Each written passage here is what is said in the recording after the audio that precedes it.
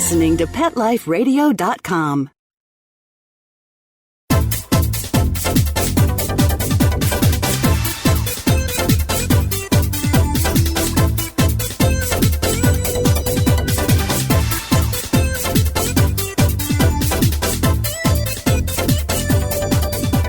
Hello, you're listening to the Animal Party on Pet Life Radio.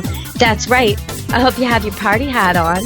I imagine you wear cowboy boots to any party in Texas. We'll have to ask our guests. Welcome to the show, Dusty. Have you got cowboy boots on? Oh, of course. Everybody in Texas wears cowboy boots. You know that. Everywhere, right? Everywhere. Everywhere. Well, even the cats in Texas can wear cowboy boots, I'm told. Well, yeah, but they don't enjoy it. So they don't enjoy it. Yeah, try to pull it off. So do the dogs. I've only had, all these years I've seen dogs dressed up, cats dressed up in all kinds of costumes, and then they came out with these booties for dogs that were supposed to protect their feet in bad weather, salt weather, or if a dog was injured. And I was really skeptical. I thought, there's no way a dog's going to keep those on.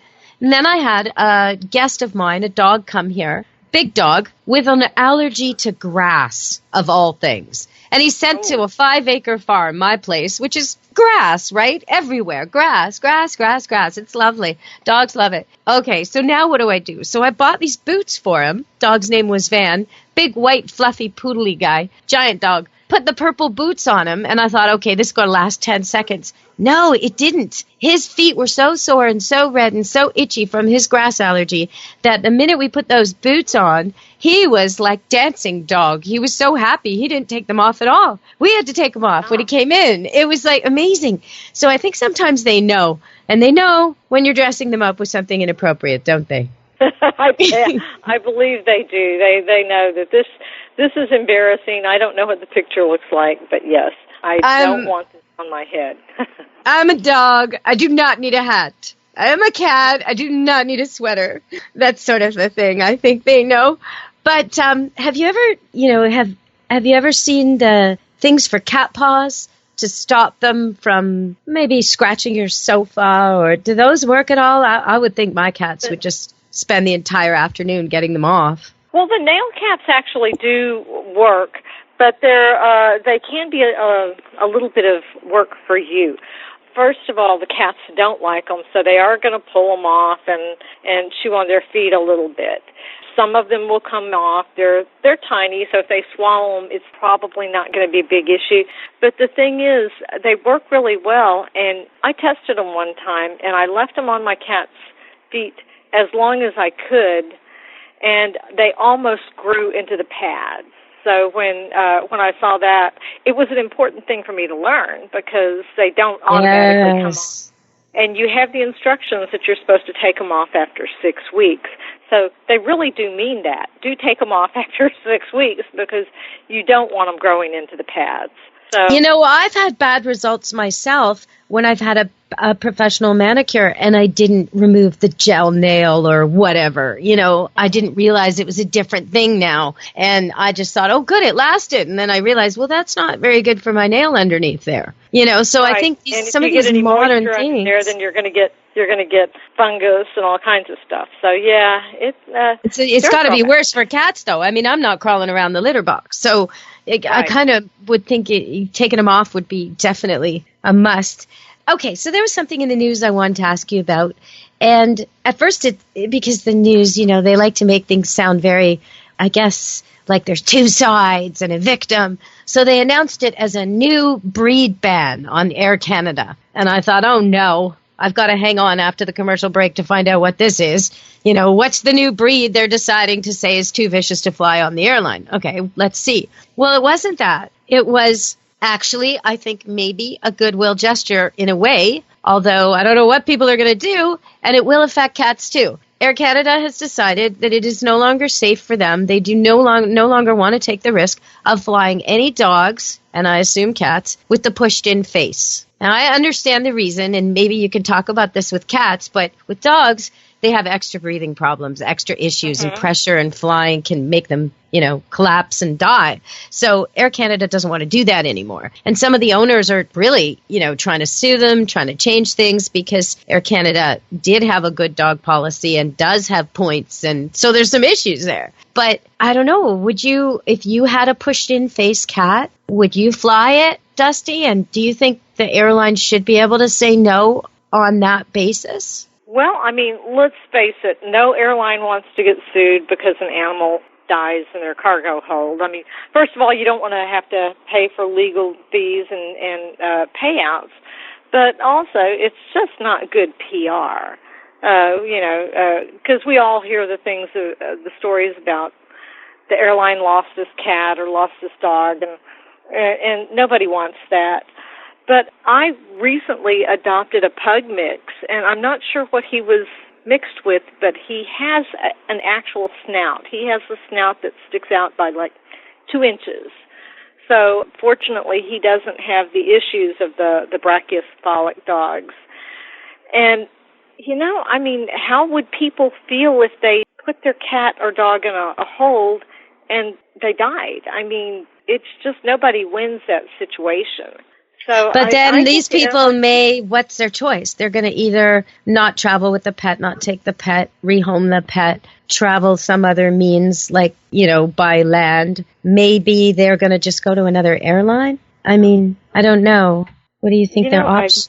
I don't know what their options would be. I mean, if you've got a cat, then hopefully you would be able to fly it in the cabin. But, if you're talking... Well, that's true, too. When you come to the cats, yeah. Although, there have been all these issues lately where someone goes to fly with their cat and someone else goes to fly with allergies, and who do you bump, right? And it's a terrible thing. I remember back in the day when I was on a flight, a really long flight to Europe as a girl or a teenager, I can't remember exactly, but there was smoking on the flight. And they had this little curtain. And then, behind the curtain, there was smokers. In front of the curtain, there wasn't. And the whole thing was recirculated through the fans. So we were all smokers for that flight. And I can imagine if you were terribly, terribly allergic to animals, having my cat or dog anywhere on the flight is going to really throw you for a loop in the air. So what's the answer? Well, I agree with that. But on the other hand, if they're going to do that, I mean... I'm covered with cat hair. I'm covered with cat dander. I would think my physical presence with my entire body being covered with invisible... You are the cat lady. Yeah, I mean, are they going to test me and keep me off? I mean, the person oh boy, has yes, of being disturbed by the dander on my clothes than they do a cat who is properly in a carrier and left under the seat. That's so interesting. Well, we're talking with Dusty Rainbolt, author of one of my favorite books ever on cats, Cat Wrangling Made Easy, but also recently author of a new book, Cat Scene Investigator. Solve your cat's Litterbox mysteries. The Litterbox mystery is the number one thing whenever Dusty and I do a show together, and we invite callers. Every single call, 3 out of 5, 3 out of 4, sometimes 4 out of 4, are about cats who are doing their business any place but the litter box. In the bathtub, on the bathroom floor, in the kitchen, in the shoes, anywhere, on the carpet. That's a popular one. In secret places behind the sofa. Oh, Dusty. There's so many places. Have you got some more places? Where's some good places? Cats. Oh, well, let's see. I've heard of cats that go on top of the stove and... Oh, that's a good one. Oh, okay. Yes. And, of course, dirty clothes. Yes, cats like to spray dirty clothes. So. They do. They like mountains of laundry on the floor, clean or dirty, because, yes. It's only clean until they spray it, and then it's dirty. Yes, but it smells like them, and isn't that wonderful? So. Oh, especially stale, a few days old. Tuck a little mouse leftover in there, and now we've got that perfume. So, okay, why do they leave those bits of the mice anyway? Why is it always the same skin and intestines and the little giblets? What's the deal with that? Is it like a gross experiment that they've all agreed on throughout the feline world? We will not eat these bits. Are they kosher? Cat kosher? Is that what it is? it might be kosher, a feeling kosher. But, I don't know. We've had kitties that have consumed all of them, and then I've had friends that tell me that they found a tail and only the tail. So I don't know that it's really universal throughout all of cat kingdom. But they do tend to. I have found little entrails, of course, and at different times heads. So, I guess it just depends on whether they want the crunchy bits that night or if they want the soft ones. So, well, yes, but I also think some of those things you're talking about are the most prized part of the mouse. The head is actually a gift to you, Dusty. Isn't that lovely?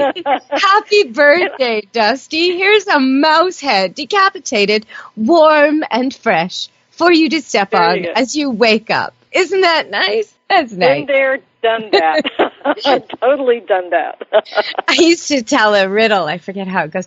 What? Oh, I can't think how it goes. I'll think of it after the break. Okay, so we're going to go to break. We're going to come back, and we're going to talk a little more about some of these topics. I want to ask you, I'll let you think about it on the break, is hierarchy unavoidable? I want to ask you that, and I'll give you a few examples. Okay, so we'll be back. We're talking to the cat wrangler herself, Dusty Rainbolt, author of Cat Scene Investigator. Solve your cat's litter box mysteries. And me, Deb Wolfe, on Animal Party at Pet Life Radio. So stay tuned. Come back to the party. We'll be back soon. Don't leave this party before it's over, because the best is yet to come. Only losers leave the party early anyway. Party on. Back in a few. You know that feeling when you go to clean the litter box and it's a complete disaster? Yeah, we've got you covered. Introducing World's Best Cat Litter Zero Mess, the advanced litter that gives you 2 times better clumping and more odor control with less litter. Zero Mess combines the concentrated power of corn with super absorbent plant fibers. Translation, scoop once and you're done. Find it at a pet store near you and save $2. Visit www.saveonworldsbest.com. Let's Talk Pets on PetLifeRadio.com.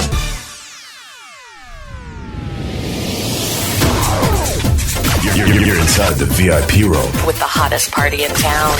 Back to the party. Let's go! Hello!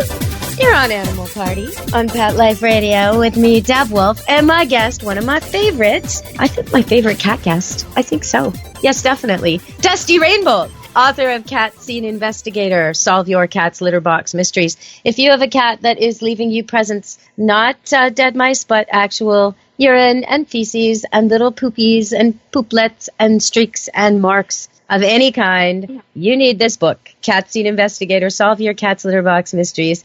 Dusty has a way of getting to the solution with practical, realistic, easy-to-follow advice. And you're smiling as you read the book, realizing that you're not the only person scrubbing your carpets after such mishaps.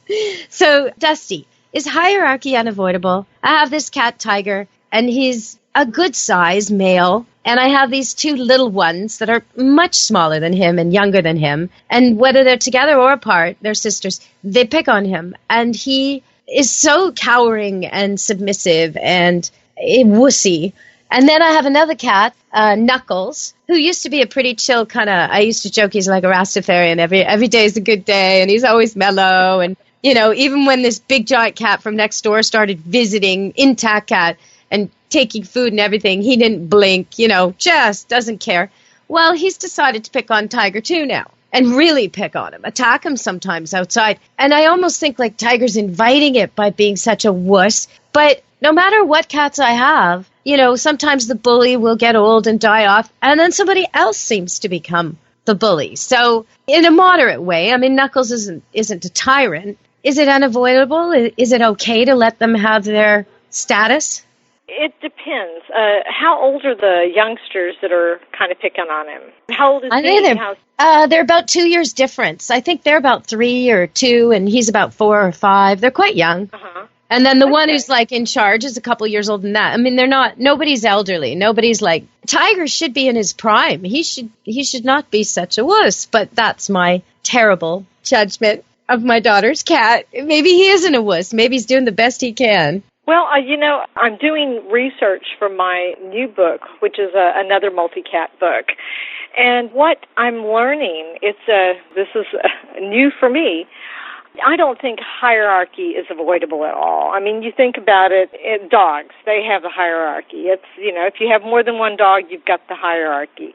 In a family, you've got a human hierarchy. In an office, you have a hierarchy. So, that's just part of life, and I don't think it really matters what species you are. So when someone has really chill pets, like I, used to be around here, sort of more chill with the cats, more lovey, when they do, is there just an unseen hierarchy, perhaps? Well, hierarchy in cats is rather fluid. It's situational, and it depends on the time of the day and the cats who are present and what room they're in. So it's, some cats are dominant in one room and not another. Some cats will claim the window a certain time of day because that's when the sun is there. But another issue, I don't know what Tiger's history is, but cats learn about relationships from the cats they're around. And if they were taken away from mama too soon, then they don't learn how to be a cat. They don't know how to relate to other kitties. And so what do you do when somebody starts picking on you? If you've never been told, if you've never had siblings or other cats to be around, then how do you learn? How do people learn to clean house? They learn from their parents.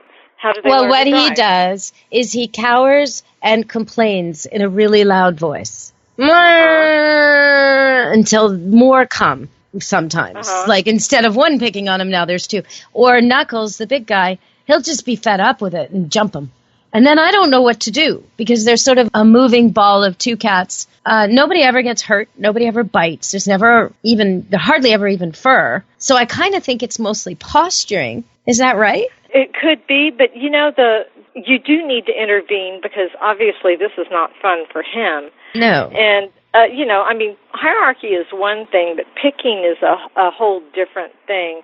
And the more they are allowed to pick on him, the more it becomes an entrenched behavior in both them and him. So I see that. It's him. He's the one who's entrenched. He's entrenched victim now. He walks into every room like a victim. And the more they pick on him, the more they are entrenched bully. So, yeah, for sure. So we need to shake it up a little bit, perhaps plug in some feel away. So he's feeling I love that stuff. I do use that stuff. I have it plugged in, and we're talking about Feel Away pheromone diffuser spray. Mm-hmm. It's so good, but it makes my lovey cats ridiculous. Like, they lounge around and lick each other. It doesn't seem to affect the skittish one, though, unfortunately. It makes everybody else like a commune, and he's still on the out. He's still like the city dweller who's not allowed through the gate, Exactly. Well, now there's another product. Can I talk about another product? Yeah. Okay. There's a product called Sentry, I think it's Good Cat Calming Collar. And I have a cat that tends to be aggressive. He's blind, and he's kind of the bully. And when I know it's time to change his collar when he starts, he's sitting on my lap, as a matter of fact. I know it's time to change his collar when he starts beating up on the other cats. And this collar just tends to mellow him out. I'd have to get 3 of those. I'd have to get them for the 2 little girls and the big guy. Oh, I wish I had a collar for confidence to stick on the neurotic one. There's no one. Well, this is a calming. This has pheromones from the lactating queen, and so it is very calming. But it also has a feeling of, I don't know. I've noticed that it really works well. So if you put it on him, that may help calm him down and make him less fearful. And it may make them like him and like having him around. Where can I get that, I wonder? I wonder if I can get it in Canada. You can get it any pet store, Amazon, you can get it anywhere. But the other listeners, stay tuned to that because I will, in the next few weeks, I will report back on how that's going. I will go out and try and find that thing and stick it on the nervous, neurotic cat and let you know if it works. Because Dusty's made some suggestions for me in the past that have worked really, really well. So, and the whole timeshare idea, I just love that. The fact that cats will fight over a spot because it's valuable when the sun shines through is so like us with our timeshares. I mean, who wants to go to your timeshare in Florida during hurricane season? You don't. You want to go in winter, right? You don't want to go in summer when it's hot at home. You want to go when it's cold at home. Same idea with the cat. They don't want to sit in the window when there's no sun, but when there's sun, that's when they're going to fight over it. And the dominant cat's going to be in that window. You help me so much in understanding my cats. So thank you. Well, there's one other thing. I would also recommend that the kitties that tend to be the bullies, you need to take them out and individually play with them 10 minutes a day. I mean, just wear them out. If exercise creates or releases serotonin in the brain, and so when you're exercising them, you're doing a number of things. You're releasing serotonin, which increases the feeling of well-being, and also you're using up excess energy that they might use to torment Tiger. And so, the other 3 cats, and then at some point, go ahead and exercise him too. Serotonin couldn't hurt him either. Well, Kate, maybe you're going to dispel a myth now here that I might believe in. But I always thought, because my cats have cat doors and freedom to go outside, and they spend a lot of time outside running around, especially the nervous one. He's always outside. He's in the trees. He's racing around. He's very, very active. I thought that I didn't have to exercise them. No? Well, without actually seeing your cats, it's a little hard to tell.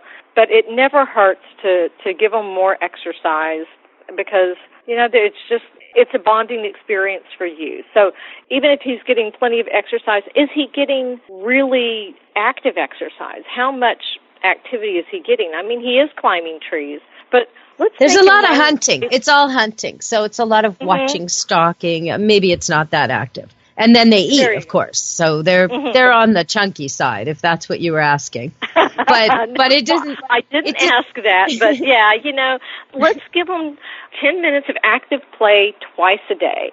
See a new how that dog. works. Okay. It's pretty easy to accomplish because whenever I work out, they mess with me completely. They won't let me do yoga poses. They won't let me do sit-ups. They're all over everything. If my hair's down, they're chasing my hair. If my hair's up, they're chasing my ponytail. They like the elastic resistance I use. I mean, yeah, it's real easy to get them. I just have to, instead of teaching them to leave me alone, I'll have to just play with them instead. Okay, so we're going to go to another break, and then we're going to come back. Did you hug your cat today? Well, Dusty's going to tell you, or I think she's going to tell you, why that might not have been such a great experience for your cat. Stay tuned. We'll be back at Animal Party on Pet Life Radio.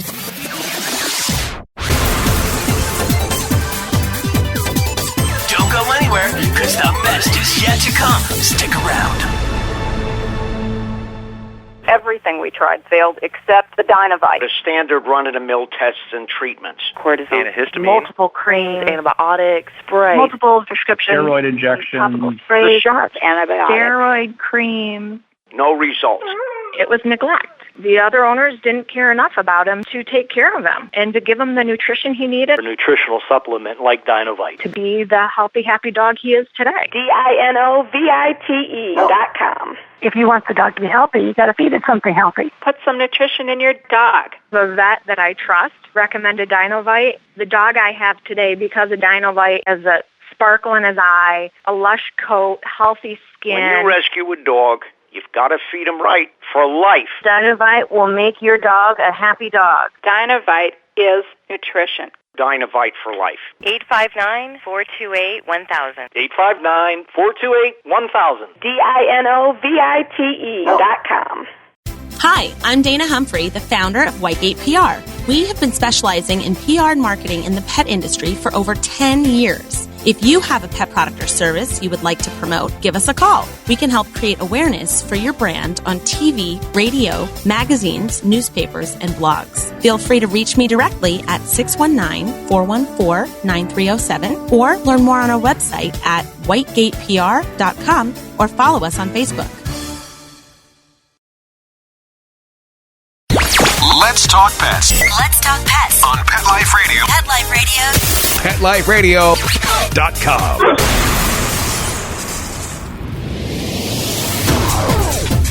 You're inside the VIP room. With the hottest party in town. Back to the party. Let's go. Hello! We're back on Animal Party at Pet Life Radio. And you walk into a house, you walk into a party, you hug everybody. You come home, you hug your dog, you hug your cat. Do you think your dog and cat really like being hugged? Dusty, do cats like being hugged? No, I don't think so. I think it has to do with the amount of trust they have.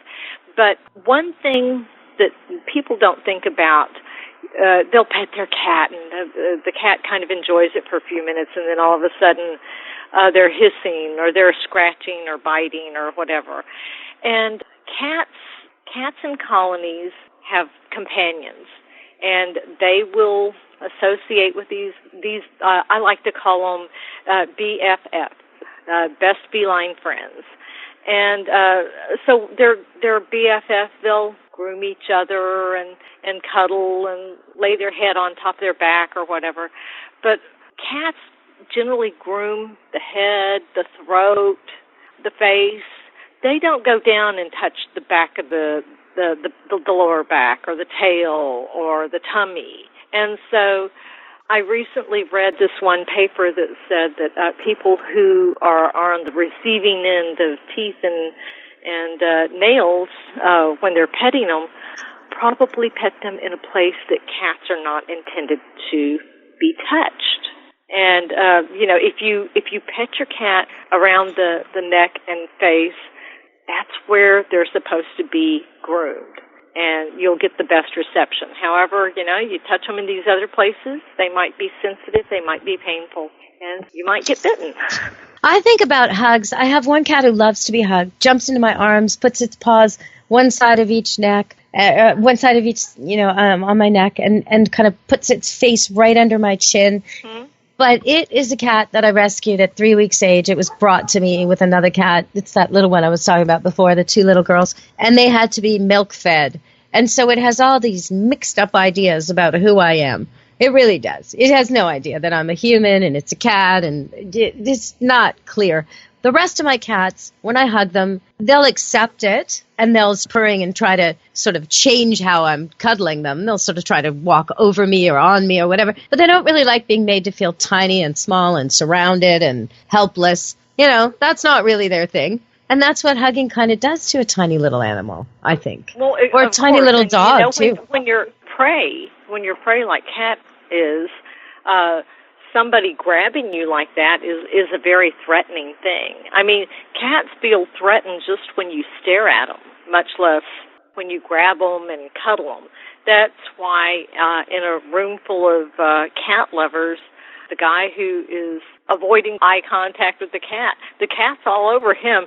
Hey, this dude has got manners. And the people who love the cats and they're coming over and grabbing at them, the cat doesn't want any part of that because that causes fearful behavior. I mean, they're afraid of it. So yeah, I understand that. I also think a lot of times when I'm asked, because sometimes I go because a cat is really, really, really bad, really destructive, really nasty or aggressive, and people will bring me in to train it. But usually I'm there to see the dog, and then while I'm there, they're like, can you tell me about it? And they start interjecting all this cat stuff. Why isn't the cat doing this, that, the other? Usually starts with the litter. But sometimes they ask me, and you kind of alluded to this earlier, they say, well, he likes to be pet, and then all of a sudden he doesn't. And it's so simple. Just go gentler. Go gentler. So much of the time, I find, they're just too hard. He can take it for a few pets, but it's just too hard. They're 10 pounds. What are you doing? Roughing them up. Like, what is that? What's that for? Do you see that as well? Oh, absolutely. And it's kind of frustrating because I get these kitties that people have, they got them when they were 6 weeks, 12 weeks old, and, they taught them to fight and grab. And it's adorable when you have an 8-week-old kitten who's nibbling on your fingers. It's not so cute when he's 12 pounds, and he's got these pointy little needles that are penetrating your skin, and these nails that are also like needles. So, gentle is the thing, but also the location. Just pet the cat on the head, the face, the throat. That's where they just love that. don't go for the other areas, the long strokes all the way down the body. And that can hyperstimulate them. So, because of the work I do, I meet so many cats, and I try to let the cat show me. And it's pretty easy to do, you know. I don't know why so many people resist what the animal clearly is asking for. You know, the dog is grinding his head into the person's hand, trying to get an ear scratch, and they're bonking him on the bum. Why are they doing that? Why? He wants to be pet here. He's showing you the pressure he wants, the place he wants, and everything. You want to make friends with this dog. Do it like he wants it, right? It's like if you went to a massage therapist and you said, is the pressure good? And you said no, and he said, tough. I'm going to do it this way anyway. What? You know, that's not friendly. Right, exactly. That's an excellent example. And so, you know, leave them wanting more. It's better if you stop too soon than after they're starting to thrash their tail around, or you know, their ears are starting to go back, or their whiskers are going back. But then on the other hand, sometimes I've had a cat who loved to be petted on the head so much that he would actually flatten his ears. And, cute. You know, first time he did that, I stopped. It's like, okay, you don't want me to do this. And then he did what you described earlier. He would bump my hand with his head going, what are you waiting for? More. I learned that his signal with the flat ears was different from most cats. So every cat has a way of talking, but leave them wanting more. I have quite a few cats who will intentionally bump their head to mine, like a forehead kiss. Mm-hmm. Is that common? I get that all the time. Well, and that gets back to hierarchy and BFFs. Yes, that's what cats do to each other. And they do that to promote a communal smell. So a smell to the colony. You add your smell to the colony. Well, you know, let's face it, you and I really don't know what our smell is. Who knows where our pheromones are coming from? But, you know, bumping you on the head, he's using those glands around his mouth and his forehead, and he's depositing his scent on you. And it feels good. It's a closeness. So they're funny little creatures. They are funny little creatures. I have a water goblet. It's glass, and I like to keep it by my bath, and I like to fill it with ice cold water whenever I take a bath.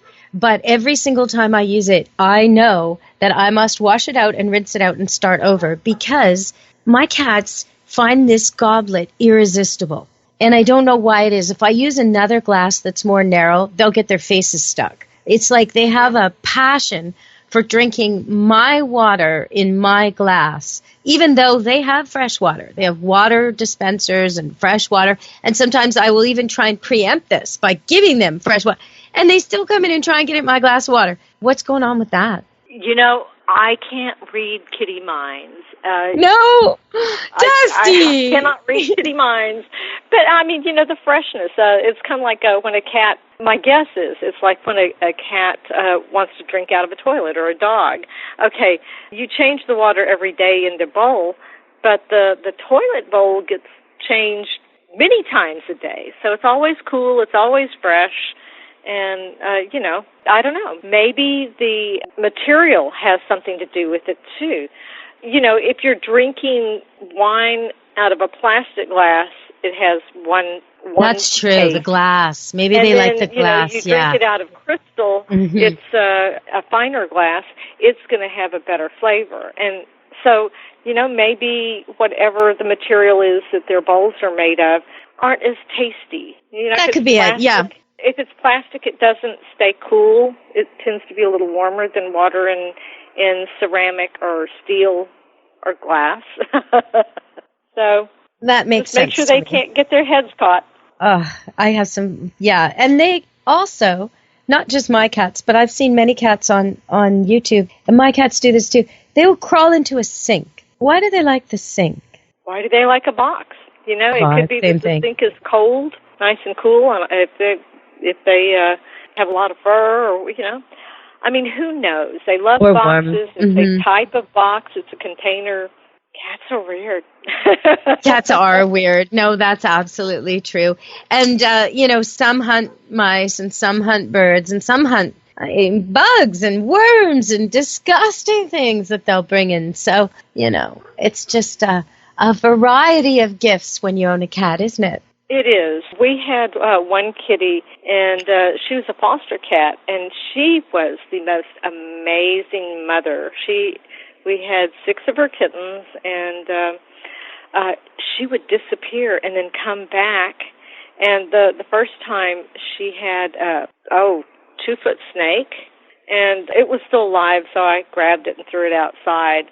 And she's like, "What'd you do that for?" She disappeared again, came back, and she had a much smaller snake, but it was already dead. I had one similar who brought a baby rabbit home one time. And lucky for me, it was grown enough that it didn't eat its mother or anything. But she was sitting there trying to nurse it, this spayed cat that it had, that I'd rescued, right? And she did nurse some foster kittens for me. It does happen. Aww. I know. Amazing, hey? And it, at the time I was fussing over the formula and the milk and, I actually have pictures of them on my website, these 3 cats it was a terrible situation. I was driving on my way to train a dog and I was in the country and I was on the highway and I saw this truck pulled over and I saw this man doing this really weird jerking motion. I pulled my car over and I said, "What are you doing?" And he had a bucket and a kitten's in a bag. And he said, "I'm going to kill them. Do you want them?" And I said, "Absolutely." And he said, "Well, it's just the kids get so attached. I have to kill them every couple of months." So he obviously had like this poor cat at home that was just having kittens after kitten. And he said, "My kids love the kittens, but I just can't have them all." And I was just like, oh, what? And here I am putting a Band-Aid on it, right? I'll pay to have the cat spayed, please. Well, I said, "Can I follow you back? Can I this? I know veterinarians." And the guy gets all skittish, and I'm afraid he's just going to take him and run. So in the end, it's like putting a Band-Aid on a wound. All I could do was save those 3. But I get them home, and like, well, okay, what am I going to do now, right? So, and she saw me doing all this. She just quietly got her milk together. A couple days later, was meowing at the door. I thought, oh, I guess I'll let her in and lay down. And I was like, oh, thank you. Thank you so much. Because it's every 2 hours. It's a real job. Don't take in an orphaned animal that you're not truly sure is orphaned because Mama does it better. It's really hard work, right, Dusty? It is not only that, moms keep them cleaner. I mean, you don't want to do it unless you know the kitty needs you. If you find kittens and they're clean and they're not crying and they're sleeping, then chances are Mama's nearby, unless you actually witness Mom get hit. But on the other hand, if they're crying and stinky and then you pretty well know that Mom hasn't been around in a while. It does take a lot to get them clean and keep them clean. It's constant licking every day. So if they're clean, she's been there in the last couple hours. Don't interfere. Don't get your scent all over them. Don't mess it up for her. She might be feral. But if they're disgusting, like just covered in feces and their eyes are barely open because they're stuck together and they're itchy, scratchy and they look skinny and they won't stop meowing at you instead of hiding from you, okay, she's not there anymore. That's the problem. So, yeah, you kind of need to watch when you interfere. Well, we've run out of show, Dusty. Is there anything you want to add? Where can they get Cat Scene Investigator? Solve your cat's litter box mysteries. Well, they can get it from Amazon, and there are a few stores that carry it, but mostly Amazon, and it's available on Kindle and in paperback. The Kindle is $8.99, and paperback is $14. So, oh my gosh, that is so cheap when you consider like what it costs just for one spray bottle of carpet enzyme cleaner. I mean, this is just, I've had cats that won't use the litter box. And it's just, it can be such a figuring out why they won't, what's throwing them off, what would be better, what will they, and then when you find the thing that works and they just go every time in the box, it's so nice. Well, I will say, one thing I did want to say about the book, it teaches the reader to approach the situation from the perspective of a detective. and that's, CSI, Cat Scene Investigator. And because it could be a multifaceted problem. It could be health-related, but health issues can turn into a behavior issue. It could be fear. It could be they don't like the type of box, or they don't like the type of litter, or they don't like the location, or the kid next door is tormenting them every time they go to the litter box.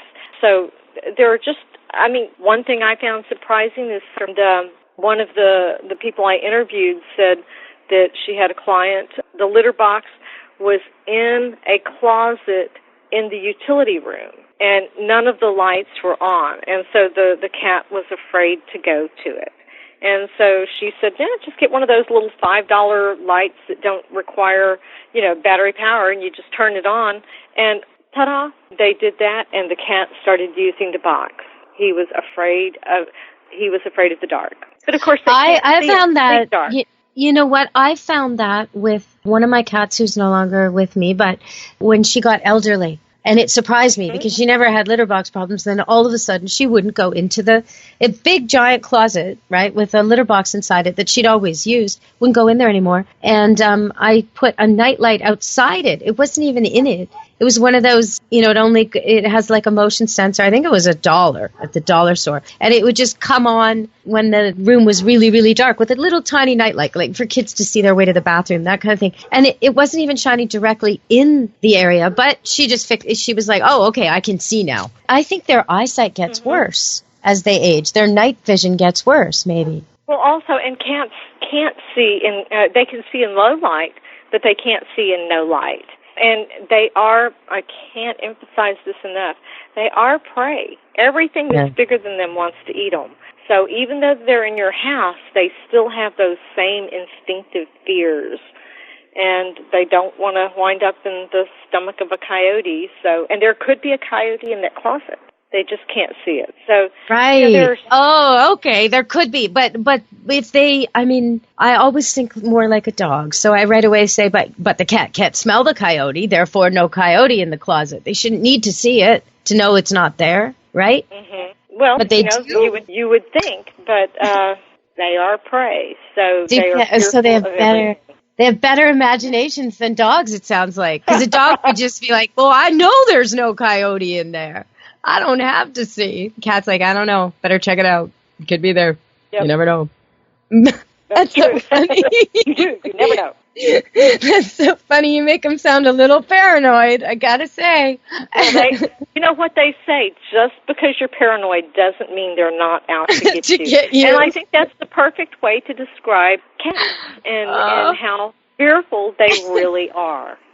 That's funny. And yet they can do serious damage. Every time I have to deal with one I don't know, it's been a few years now, but where I don't know the cat and it's injured and I'm trying, I used to work in a vet office. So, situations, well, they're a lot harder to handle than a dog of the same size when they're not happy and in pain. Whoa, they've got weapons. Like 20, they got their mouth. Right, they got their mouth with a bite that stings more than a dog, and then they got the 20, right? Yep. They got the 20 knives at the ready. 18, yeah, that's true. I would have, but yeah, at the ready. And so that's a lot. Oh my gosh. That's like fighting with mini Edward Scissorhands, kind of. That's exactly right. And so when you see a cat on his back and he's hissing at you or whatever, just give him wide berth, because he's not being submissive like a dog on his back is. He is showing you all of his weapons, all of the weapons, all those pointy things. So, yeah, you don't want to go there, because that's a doctor's visit and shots, and that's not fun.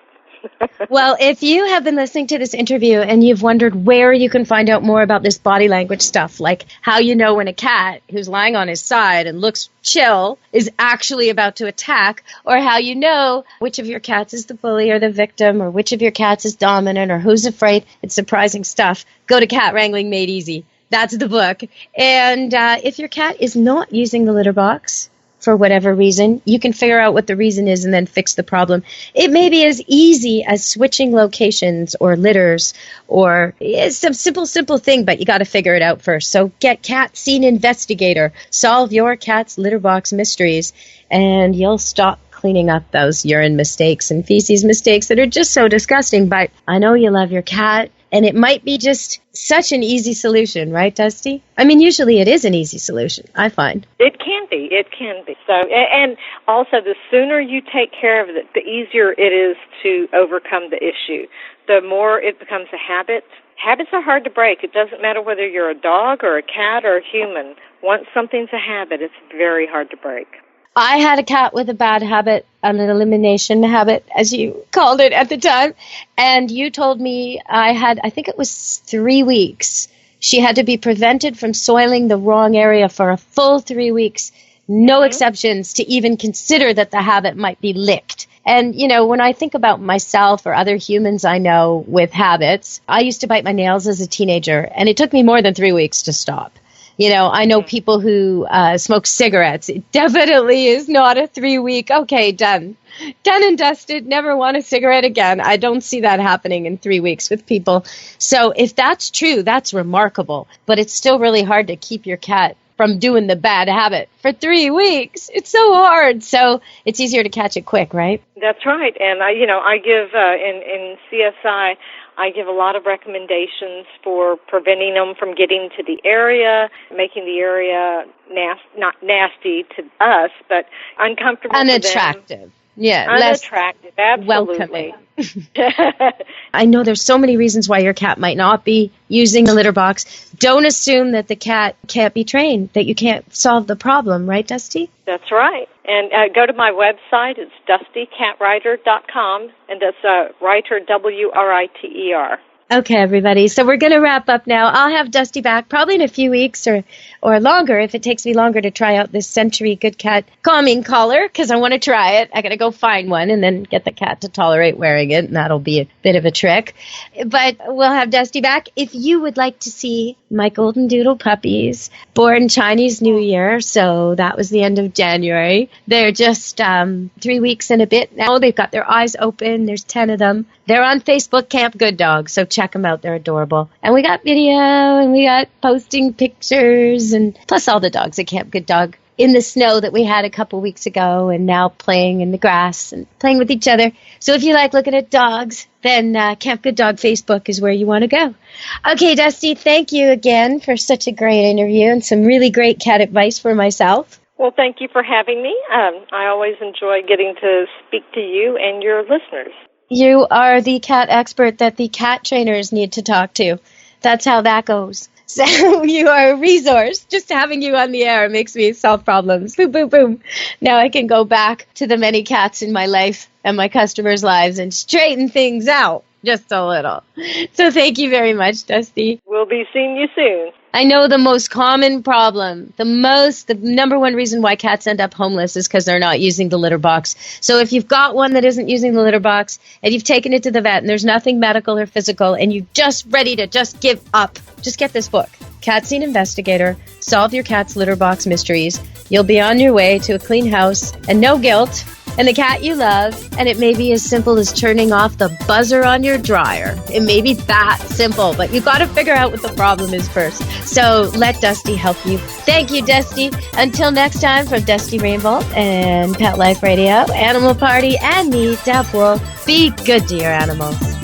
Let's Talk Pets, every week on demand, only on PetLifeRadio.com.